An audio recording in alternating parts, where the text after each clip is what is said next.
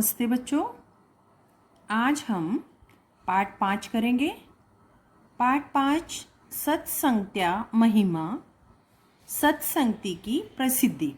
किस प्रकार से सत्संगति, अच्छी जो संगति है वो हमें किस प्रकार प्रसिद्धि प्राप्त करवाती है। इस पाठ में कत्वा और लय प्रत्यय का प्रयोग है। कत्वा और लय प्रत्यय कहाँ प्रयोग की जाती हैं? कत्वा और लय प्रत्यय का एक ही अर्थ है। जैसे जाकर, खाकर, पीकर, इन शब्दों के साथ हम कत्वा शब्द लगाएंगे। जैसे खाकर, तो खा शब्द का खा शब्द खादित्वा, तो खाकर, जाकर गत्वा। इस तरह से कत्वा शब्दों का प्रयोग करेंगे। और लय शब्दों का प्रयोग कहाँ करेंगे? लय प्रत्यय का प्रयोग कहाँ करेंगे? जिन शब्दों के साथ उपसर्ग लगी है उन शब्दों के साथ लय प्रत्यय लगाएंगे, जबकि उसका अर्थ कत्वा वाला ही होगा। जैसे आ गच्छ, तो गच्छ शब्द जो है उसमें आ उपसर्ग लगी हुई है, इसलिए हम यहाँ कत्वा ने लगाकर लय प्रत्यय लगाएंगे। तो इस तरह से हमारे इस पाठ में लय और कत्वा शब्दों का प्रयोग है, तो हम ध्यान से पढ़ेंगे। पुरा एकस्मिन् वने रत्नाकर नाम एक तस्कर निवसति सम। प्राचीन समय में एक जंगल में रत्नाकर नाम का एक लुटेरा रहता था। तस्कर का अर्थ है लुटेरा। स अति क्रूर आसीत। अब लुटेरे की प्रकृति कैसी होती है, उसका स्वभाव कैसा होता है? दुष्ट। वह बहुत दुष्ट था। तेन मार्गेन यम कश्चित पथिके गच्छति सम।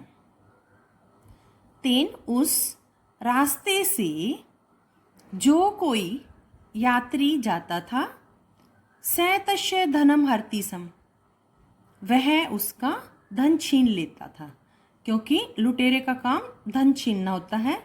यहाँ सै शब्द किसके लिए प्रयोग किया है? लुटेरे के लिए। यह कश्चित तस्य विरोधम करोति सम, जो कोई उसका विरोध करता था, रत्नाकर तम भृशम ताड़यति सम, रत्नाकर उसको बहुत पीटता था। भृशम का अर्थ है बहुत, ताड़यति पीटता था। एकदा तेन मार्गेन एक मुनि गच्छति सम।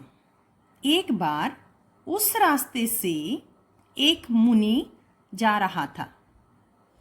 भो मुने, हे मुनि, तत्रैव तिष्ठ, वहीं ठहरो। तत्र का अर्थ है वहाँ, एव ये दो शब्द एक साथ जुड़े हुए हैं, तो इसका अर्थ है वहीं ठहरो। यत् किंचित तव समीपे अस्ति मह्यम यच्छ। यत् जो, किंचित कुछ तुम्हारे पास है, मह्यम मुझे, यच्छ दो, मुझे दे दो।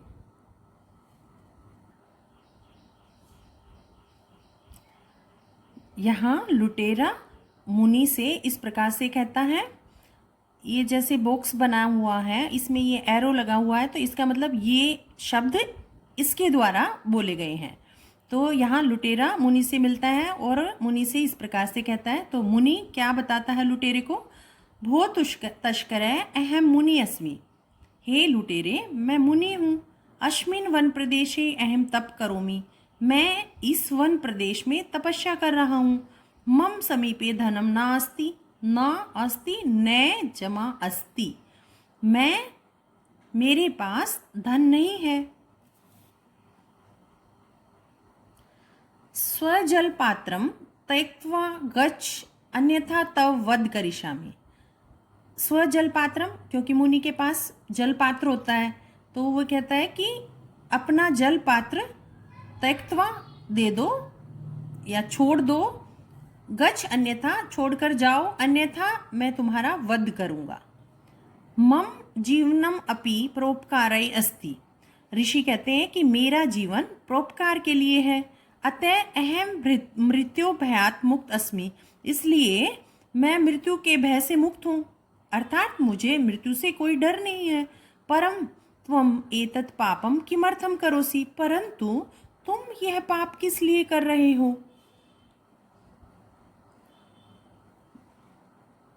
फिर लुटेरा बोलता है अहम स्वपरिवाराय एतत् करोमि, मैं अपने परिवार के लिए ये सब कर रहा हूं।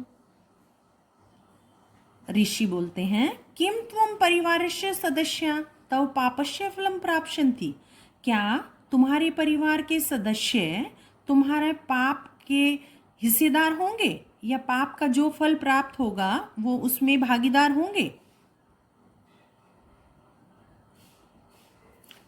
अब लुटेरा बोलता है अत किम, और क्या, मम सर्वे बांधवा पापे अपि मम सहायका भविष्यन्ति, वो कहता है और क्या, मेरे सभी बंधु यानी कि जो भी मेरे परिवार के सदस्य हैं मेरे पाप में मेरे सहायक होंगे। ऋषि कहते हैं गृहं गत्वा पृच्छ, घर जाओ और पूछो। भो मुने, हे मुनि, त्वम चतुरसि। लुटेरा सोचता है कि मुनि मेरे साथ चालाकी कर रहा है, ऐसा सोचकर बोलने के लिए मुझे भेजकर शायद वो यहाँ से चला जाए। यदा अहम गृहं गमिष्यामि तदा त्वम इतः गमिष्यसि, जब मैं घर जाऊंगा तब तुम यहाँ से चले जाओगे। तब ऋषि बोलते हैं यदि विश्वास न अस्ति तर्हि माम अनेन वृक्षेन से बद्ध्वा गच्छ, यदि विश्वास नहीं है तर्हि तो मुझे इस पेड़ से बांध कर चले जाओ।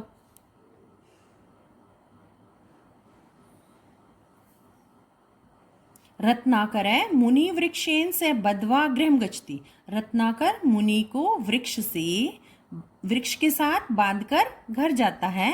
गृह गत्वा से सौपित्रम मातरम भार्या सौपुत्र च पृच्छति, और घर जाकर वह अपने पिता माता अपनी पत्नी और अपने पुत्र से पूछता है, पृच्छति पूछता है। हे पिता किम त्वम मम पापे सहायक असि, क्या तुम मेरे पाप के भागीदार होगे या मेरे पाप में मेरी मदद करोगे। पुत्र जने पापस्य फलम स्वयमेव आपनोति, पुत्र लोग पाप का फल स्वयं प्राप्त करते हैं, मतलब जो भी पाप करता है वो उसका खुद से ही फल प्राप्त करता है, दूसरा कोई उसका सहायक नहीं होता। अतः अहम तव पापस्य सहायक नास्मि, इसलिए मैं तुम्हारे पाप का सहायक नहीं हूँ या मैं तुम्हारे पाप का भागीदार नहीं हूँ। फिर लुटेरा अपनी पत्नी के पास जाता है। त्वम मम भार्यासि, तुम मेरी पत्नी हो। नूनम त्वम मम पाप फलस्य अर्धम भागम प्राप्स्यसि, निश्चय ही तुम मेरे पाप का आधा भाग प्राप्त करोगी। न भृत्य, नहीं नहीं स्वामी, भृत्य का अर्थ है स्वामी। मानवः स्वकर्मणः फलम स्वमेव आपनोति, मनुष्य अपने कर्मों का फल स्वयं प्राप्त करता है। भो माता, फिर वो अपनी माता के पास जाता है। भो माता, हे माता, तुम तो मई स्नेहिष्यसि, तुम तो मुझसे प्यार करती हो। किम त्वम मम पापस्य किंचित फलम प्राप्स्यसि, क्या तुम मेरे पाप का कुछ फल प्राप्त करोगी। न ही वत्स, नहीं बेटा। स्व पापस्य फलम मानव स्वमेव प्राप्त आपनोति, नहीं बेटा, अपने पाप का फल मनुष्य स्वयं अपने आप प्राप्त करता है। रत्नाकरस्य पुत्र अपि एवमेव अवदत्, रत्नाकर का पुत्र भी ऐसे ही बोला।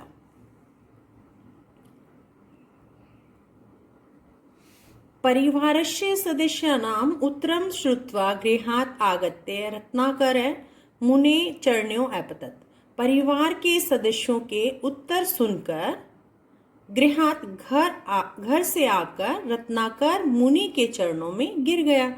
अपतत पतत का अर्थ है गिरना और अपतत गिर गया। भो मुने, हे मुनि भवान सत्यम कथयति, आप सत्य कह रहे हो। कोऽपि मम पापे सहायक नास्ति, कोई भी मेरे पाप में सहायक नहीं है। अधुना मम किम करवाणी, अब मैं क्या करूं। कृपया माम उपदिष्टु, कृपया मुझे उपदेश दीजिए। उत्तिष्ठ वत्स, उठो बेटा। राम राम इति जप, राम राम इस प्रकार से जप करो। श्री रामस्य कृपया एव तव उद्धार भविष्यति, श्री राम की कृपा से ही आपका उद्धार होगा।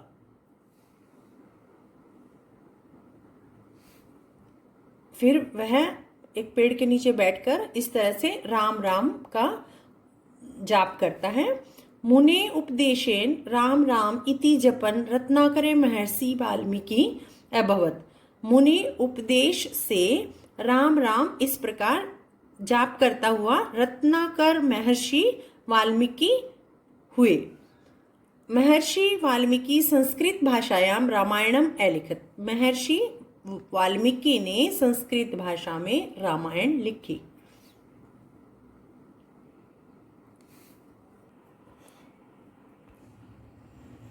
तो ये थी हमारी कहानी।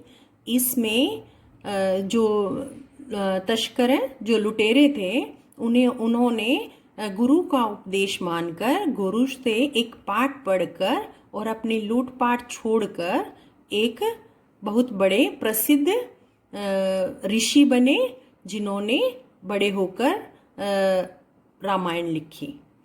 तो ये था हमारा पाठ। इस प्रकार से आपको पढ़ना है और इसको हिंदी को अच्छी तरह से समझना है। तो अब हम करते हैं पाठ का अभ्यास। प्रश्न 1, ऊंचाई पठत समृच्य। ये आपको पढ़ने हैं, उच्चारण करना है और ये शब्द आपको याद करने हैं, क्योंकि आपके जो प्रश्न उत्तर आएंगे उनमें भी ये शब्द आएंगे और जो लयप और कत्वा प्रत्यय हैं ये उन्हीं के शब्द हैं। तो आपको ये पढ़ने हैं अच्छी तरीके से। जैसे पठित्वा, हसित्वा, खेलित्वा, खादित्वा, दृष्ट्वा, पृष्ट्वा, कृत्वा, नत्वा, उक्त्वा, लिखित्वा, श्रुत्वा, बद्ध्वा, आनीय, संपठ्य, अवगम्य, निरीक्ष्य, प्राप्य, संस्थाप्य। प्रश्न 2, उचितम विकल्पम चिनुत। उचित विकल्प चुनकर, जो ऑप्शन दिए हुए हैं उनमें से एक सही उत्तर चुनकर हमें प्रश्न का उत्तर लिखना है, उस पे टिक का निशान लगाना है। रत्नाकरे कुत्र निवसति सम, रत्नाकर कहाँ रहते थे। कहाँ रहते थे वो। गृहे घर में, ग्रामे गांव में, वने वन में, नगरे नगर में। तो देखो हमने कहानी पढ़ी है, तो हम अगर हमें कहानी अच्छे से समझ में आई है तो हम उत्तर आसानी से ढूंढ सकते हैं। तो कहाँ रहते थे रत्नाकर। वन में, वने। ख, रत्नाकर कीदर्श जन आसीत। रत्नाकर कैसे आदमी थे। अति क्रूर, विनम्र, दुष्ट, उदार। कैसी प्रकृति के आदमी थे, कैसे स्वभाव के थे। क्योंकि रत्नाकर एक लुटेरा था, तो लुटेरे का स्वभाव कैसा होता है। अति क्रूर, दुष्टतापूर्ण। तो इसका उत्तर ये है, अति क्रूर है। ग, मुनि वने किम करोति सम। मुनि वन में क्या करते थे। क्या करते हैं मुनि वन में। अध्ययनम, पढ़ाई करते थे। कार्यम, कोई कार्य करते थे। तपस्या, तपस्या, अध्यापनम या पढ़ाने का काम करते थे। तो क्या करते थे, मुनि थे वे। मुनि का क्या काम है, तपस्या का काम। तो वो तपस्या करते थे, तपय। घ, भयात पदे का विभक्ति। भयात पद में कौन सी विभक्ति का प्रयोग किया गया है। तो ये अगर हम शब्द रूप याद करेंगे तो हम आसानी से विभक्ति चुन सकते हैं। तो जैसे राम शब्द हमने शब्द रूप याद किया है, तो रामात पंचमी विभक्ति है। तो उसी तरह से भयात पंचमी विभक्ति है। तो ये तृतीया, द्वितीया, चतुर्थी नहीं है, ये पंचमी विभक्ति है, तो इसका सही उत्तर पंचमी है। अगर आपको शब्द रूप याद है तो आपके दिमाग में फटाफट उत्तर आएगा। ड पापे अपि अस्य संधि विच्छेद किम अस्ति। पापे अपि शब्द में संधि विच्छेद का क्या संधि विच्छेद होगा? पापे जमा अपि, पापे जमा अपि, पापे जमा अपि, पाप जमा अपि, पापे जमा अपि। तो सही शब्द है पापे जमा अपि। पापे जमा अपि इन दोनों को जोड़ के लिखेंगे तो हम इस प्रकार से लिखा जाएगा। च अहम स्वपरिवाराय एतत् कार्यं करोमि, अत्र क्रियापदम किम। मैं अपने परिवार के लिए यह कार्य कर रहा हूँ। यह क्रियापद क्या है? तो इसमें किसी काम के करने को क्रिया कहते हैं, तो इसमें क्या कर रहा है? कार्य करोमि, तो इसमें करोमि शब्द जो है क्रिया शब्द है। 6 अहम गृहं गमिष्यामि, अत्र क्रियापदस्य लकारक है। इसमें क्रिया जो पद है उसका लकार बताना है हमें। ये लट लकार है, लोट है, लिट है, तो ये हमें कब पता चलेगा? जब हमें धातु रूप याद होंगे। तो लट लकार, लिट लकार, लोट लकार और लंग लकार, तो ये है हमारा लिट लकार। ज पापस्य इतस्य पदस्य विलोम पदम किम। पापस्य शब्द का विलोम शब्द क्या है? पुनश्य, पुने, फलस्य, सुकार्य। तो जिस विभक्ति में प्रश्न पूछा गया है उसी विभक्ति में हम उत्तर देंगे। तो ये षष्ठी विभक्ति में है, तो पुनश्य भी षष्ठी विभक्ति में है, पुण्य सप्तमी में है, तो हम वही शब्द लेंगे जो उसी विभक्ति का है। पुनश्य, पुने, फलस्य, सुकार्य, तो पुनश्य इसका सही उत्तर है। अभ्यास में से प्रश्न 1 और 2 ही करेंगे। अब हम इसी पाठ में कत्वा और लय प्रत्यय का प्रयोग किया गया है उसके बारे में मैं आपको थोड़ा बताती हूँ, और वो इसी बुक में से आपको पेज नंबर 121 और 122 पर मिलेंगे। आप इनको सिर्फ आपको कत्वा, इसमें दूसरी प्रत्यय भी दी गई है, लेकिन आपको सिर्फ कत्वा और लय प्रत्यय ही पढ़नी है। किस तरह से आपको ये याद करनी है, कॉपी में नहीं लिखनी है, आपको सिर्फ याद करनी है। आपके फ्राइडे टेस्ट में आएंगी। जैसे आपको धातु दी गई है और साथ में प्रत्यय दी गई है, तो आपको धातु के साथ वो प्रत्यय जोड़नी है। जैसे पट धातु प्लस कत्वा, तो आपको लिखना होगा पठित्वा। इसी तरह से गम धातु प्लस करके कत्वा शब्द लिखा हुआ होगा, उसमें आपको गत्वा लिखना होगा। दृश्य प्लस कत्वा, उसमें आपको दृष्टवा लिखना होगा। तो इस तरह से सारी एक जैसी नहीं है, कुछ डिफरेंट भी, जैसे वस्त प्लस कत्वा उषित्वा, तो इनको आपको अच्छी तरह से याद करना है। ये यहाँ तक करना है आपको, खादित्वा तक, पट से खादित्वा तक। और तुमुन और कत और कत्वतु प्रत्यय अभी आपको नहीं करनी, ये बाद में जब बताएंगे तभी करनी है। उसके बाद लय प्रत्यय, इसमें आपको इस तरह से करना है। ये ऐसे आएगा जैसे पेपर में या टेस्ट में लिखा हुआ आएगा, और आपको याद भी इस तरीके से करना है। आ जमा गम जमा लयप, तो आ इसमें उपसर्ग है, गम धातु है, लयप प्रत्यय है, तो इनको जोड़ने से क्या बना? आगम्य। अनु उपसर्ग प्लस भू धातु प्लस लय प्रत्यय, तो ये बना अनुभूय। तो इस तरह से आपको ये शब्द प्रत्यय और उपसर्ग दोनों लगी हुई है इसमें, तो ये शब्द आपको इस तरह से करने हैं। और पीछे भी ये लास्ट आपको उत जमा त्रि जमा लयप उत्तीर्य, यहाँ तक आपको याद करना है।